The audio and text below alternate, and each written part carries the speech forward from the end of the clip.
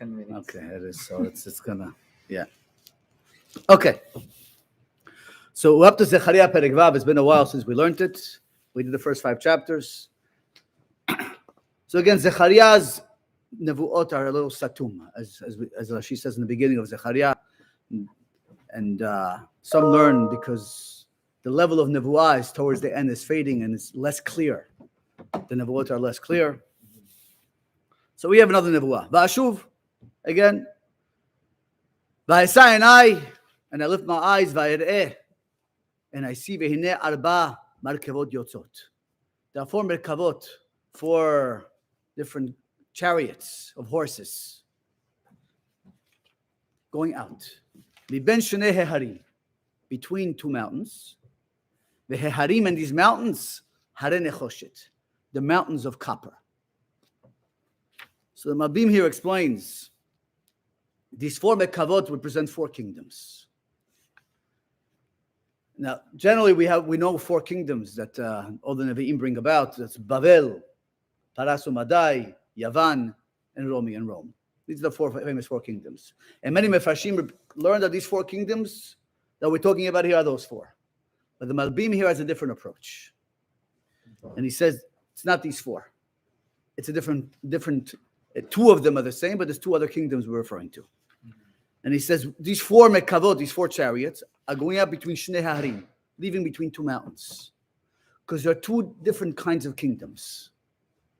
There are those kingdoms which were evil and did harm to the Jewish people, and the other 2, less so. They weren't as severe to the Jewish people. The Harim are nechoshet, and these mountains are mountains of copper. So nechoshet is always a hard metal, something firm, something strong, signifying the strength of these kingdoms. But the Malbim learns the Hare Nechoshet is because Nebuchadnezzar in his nevuah, in his dream, Nebuchadnezzar, the king, when he had his vision that Daniel interpreted, right? Bavel was referred to as Zahav, as gold. And then the next kingdom, Paras, was referred to as silver. And then Yavan was referred to, Greece was referred to as copper. So this is the beginning. This is Hare Nechoshet. The Malbim says this is beginning of Greece. This is B'merkava Rishona, the first group of horses. Huh? So let me see if let me see.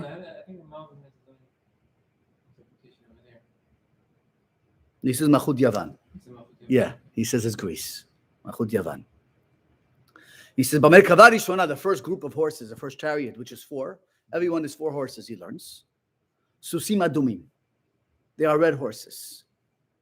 B'merkava Shenit, and the second group of horses, Susim Shechorim, they're black. B'merkava Sherishit, and the third group of horses, Susim Levanim, they are white. B'merkava Revi'it, in the 4th group, Susim Berudim.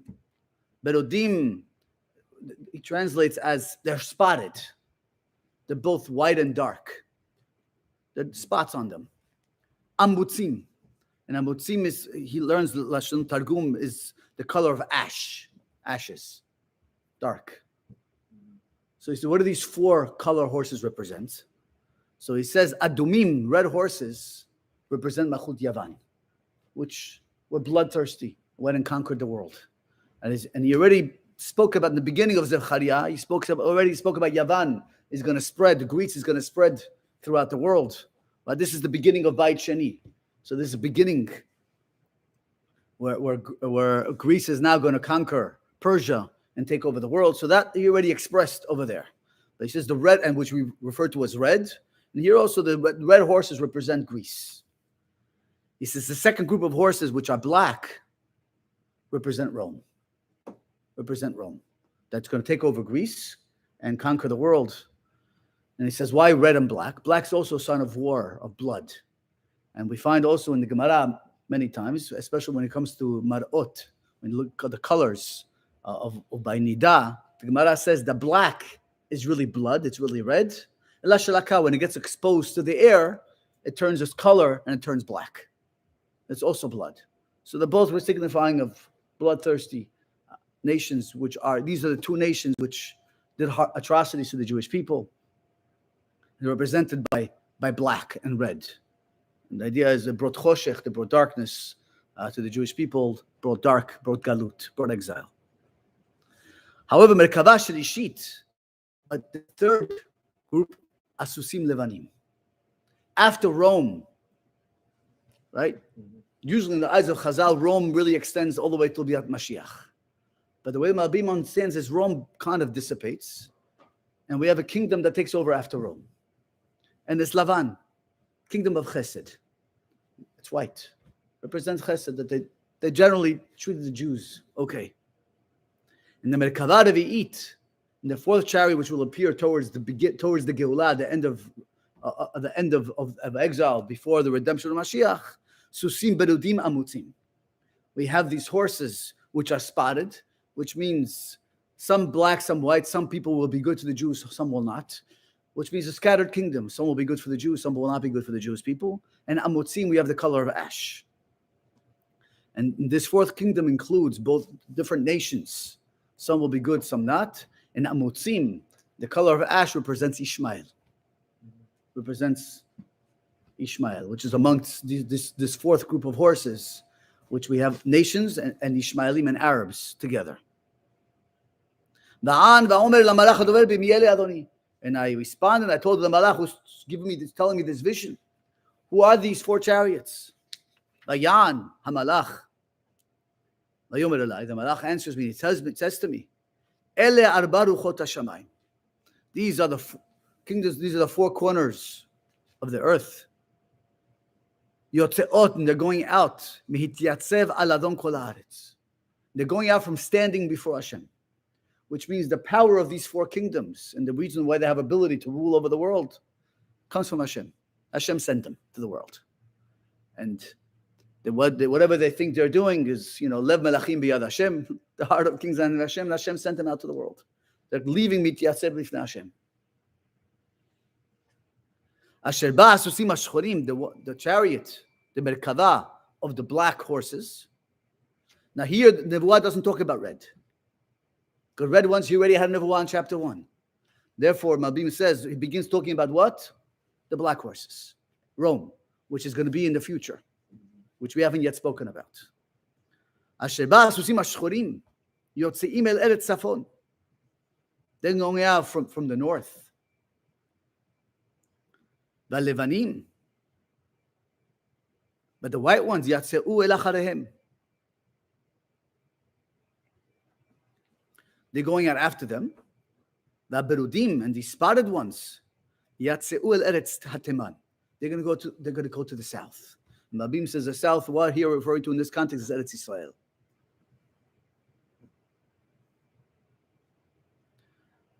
Because eventually the Amutzim are going to go conquer Eretz Yisrael. We said this Amutzim referring to Ishmael, and they're going to go wage war against Eretz Yisrael. That's the south. His Amutzim yatzeu, and these Amutzim, these horses, which he says are the color of ash, which represents the Arabs, Ishmael, yatzeu, they're going to go out ba'aretz. They're going to go out into the world, meaning conquer the world. Vayomer, they're going to say, Lechu, hitalchu ba'aretz. Let's go out and conquer the world. Vitalachna ba'aretz. And they're going to go out and spread against over the world. That's going to be the desire, to conquer the world.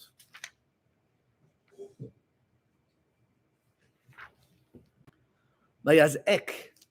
And Zecharia says, while seeing this vision, Vayazek, I cry. In a sense, they made me cry out. Right? Vayazek. Oti. Right? They made me cry out. Vaydaber elai lemor. And the Malach spoke to me saying, see this group, this caravan that is going out to the north, to the land of the north, which we're referring to Rome. So he cried out from the destruction of Rome, what Rome is going to do. They're going to destroy the Beit Hamikdash and have all these atrocities against the Jewish people. And he cries out from the pain and the sorrow. But at the end, they gave me consolation. Be'eretz Safon, in land of Safon, because ultimately Rome will also be subjugated and destroyed. So the Malbim explains here that we're discussing here these nations, the Arabs are going to try to go out and conquer the world. And the Berudim, the spotted ones, which represent different nations, some more pro-Jews, some more against. And they're going to go out to fight the Ishmaelim in Eretz Yisrael, the Arabs around Eretz Yisrael. And they're going to wage war against one another. And he says this is already described in the Nebuot of Yechezkel. They'll wage war against one another. But he doesn't elaborate here on the details of these wars. But these are the nations of the world. So basically, there's going to be a time after Rome, Malbim says, like my time. He lived in the late 1800s, where there's a time of Levanim. Generally, the nations are generally okay to the Jewish people, at least where he was. Nazi Germany didn't arise yet.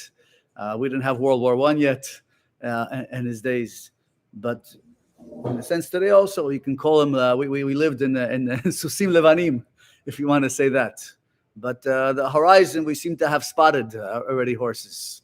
We have horses which are black and white spotted throughout the world. So this is the first Nebuah of Yechezkel representing the four kingdoms, that two, Yavan and Rome. And interestingly enough, he says there's two new kingdoms here, one which represented by many nations, both, and one represented by Ishmael. Then here another prophecy, another Nebuah. Lakoach met hagolah. Now Zecharia is in Eretz Yisrael, and he's there in the beginning of the rebuilding of the second Bet HaMikdash. And he says, Lakoach met hagolah, go take from the exiles, those who are still in Babel. Mechaldai, umetuvia, umediadai.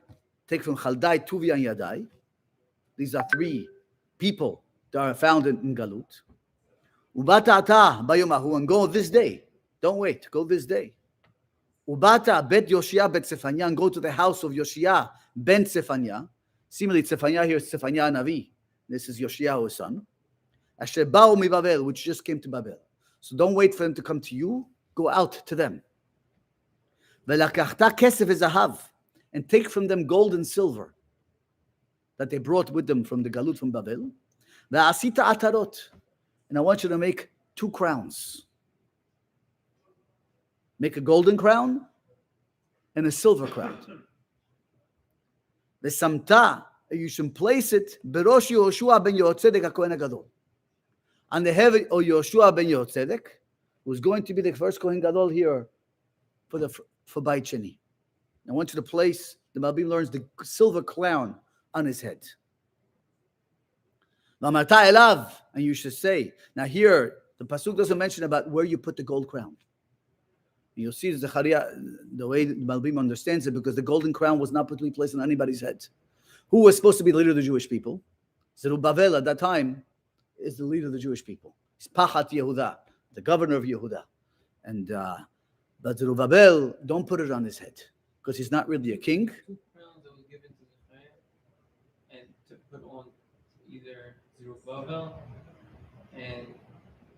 So some learned that actually the crowns, one was put on Zerubbabel's head, one was put on Yoshua ben Yotzedek, Kohen Gadol. But the Malbim learns, the pasuk doesn't mention anything about putting a crown on Zerubbabel's head. So it says only one crown was put on the head, and that's the Kohen Gadol. The other crown was not put on anybody's head. He wasn't king. He said, we'll see. This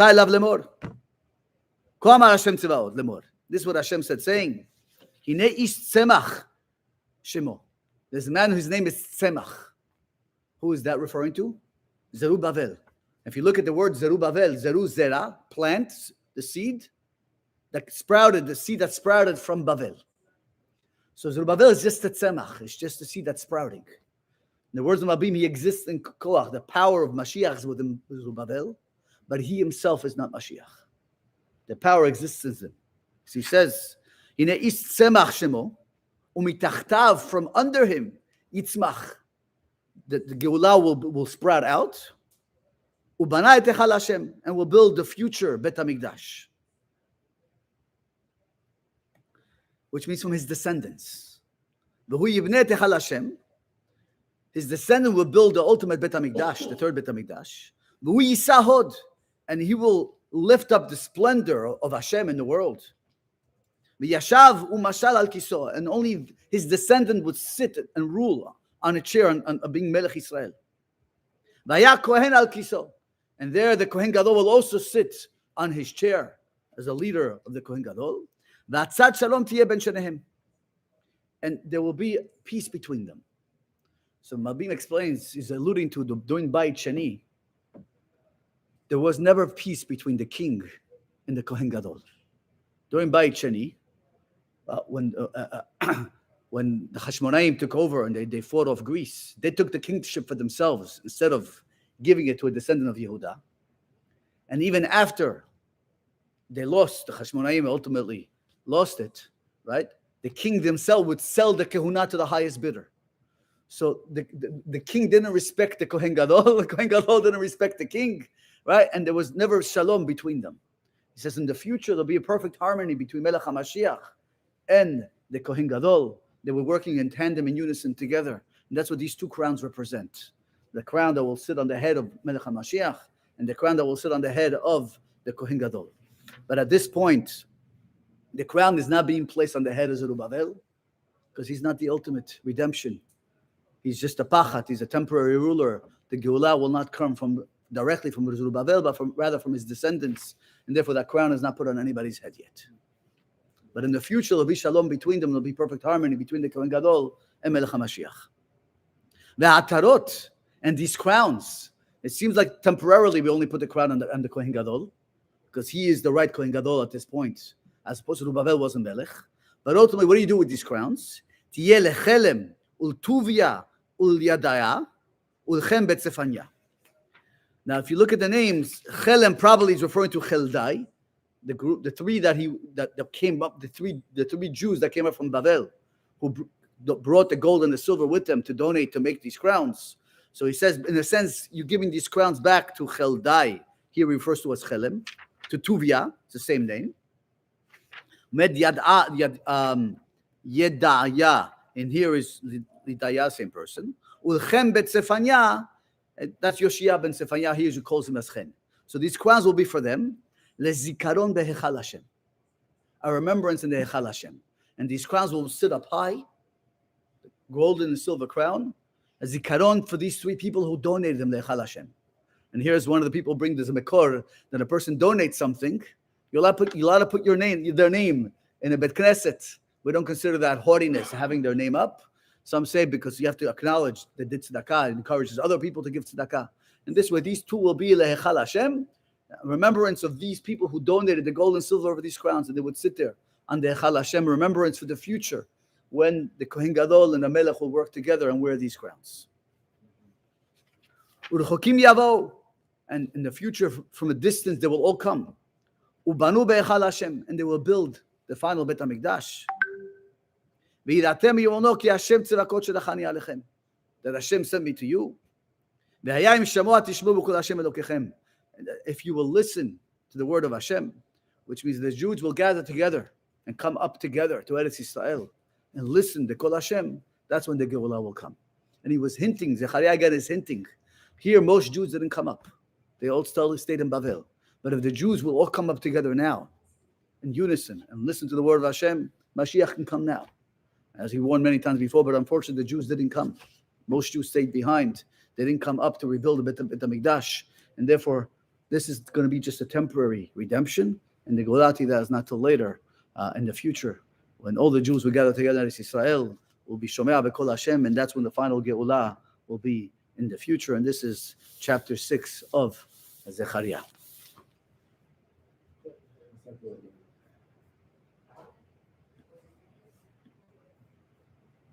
Okay.